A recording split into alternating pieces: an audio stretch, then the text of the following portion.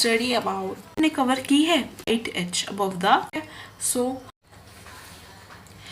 hello everyone, in today's session we are going to discuss what is your potential energy with some numericals as well. Now what is the potential energy? In the previous video I have also given you the example of previous energy, like when the ball falls to the earth, it will be your kinetic energy. But when the ball, or when you go to upward direction, it is your potential energy. So let's talk about any hint. Okay, when you will go in upper direction, when you get pass, when you will pass, so you can move to your upper grade. ठीक है, so you have to make yourself able to pass any exam to move to your upper grade.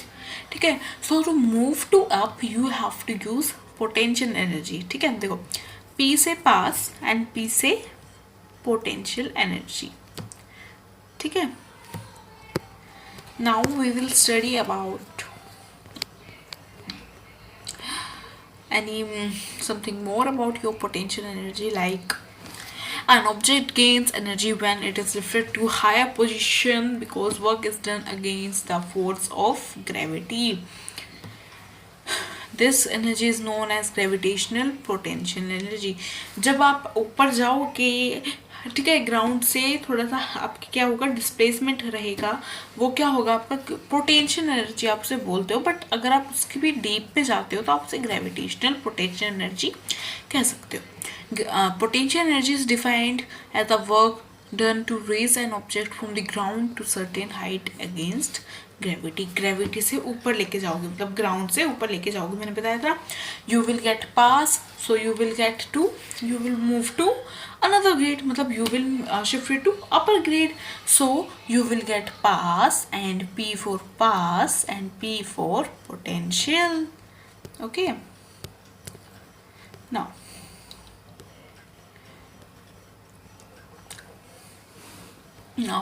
what is the formula of your gravitational potential energy? Now the formula of potential energy is, let's consider an object with mass m and height with height h above the ground. ठीक है, the minimum force required to lift the object is equal to its weight mg, where g is acceleration due to gravity.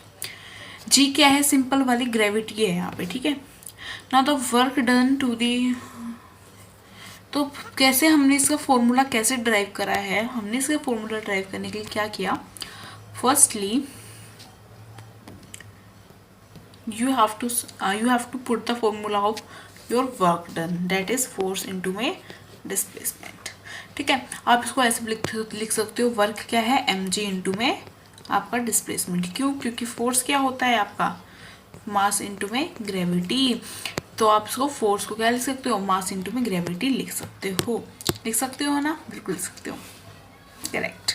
Now the energy gained by the object is equal to the work done to in it in Newton, so it will be your potential energy.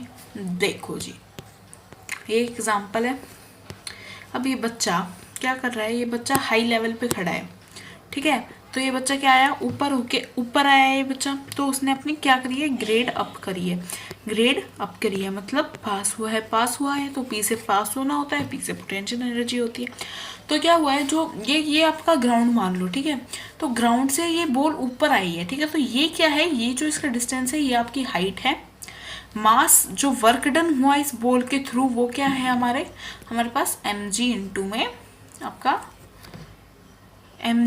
में आपका displacement.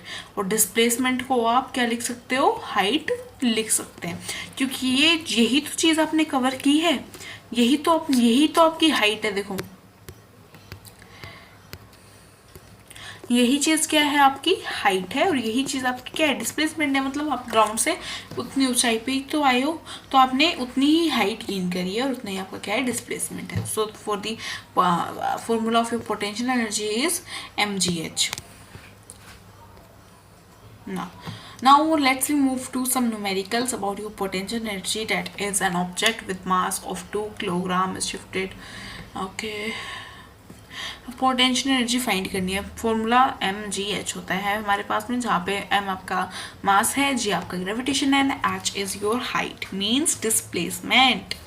Okay, now the mass of any object is 2 kilometre 2 kg, ठीक है, and height is given with you 10 meter. So put the value in your formula, like when you will put, so mgh, ठीक है, so m is your 2 kg, into में आपकी value g क्या है 9.8, gravity की value 9.8, into में h है आपका 10। सो आप इसको मल्टीप्लाई करोगे तो 20 इंटू में 9.8 आपका हो जाएगा 196 जूल, ठीक है, क्योंकि हम जूल को क्या, हम एनर्जी को किस में मेजर करते हैं, जूल में।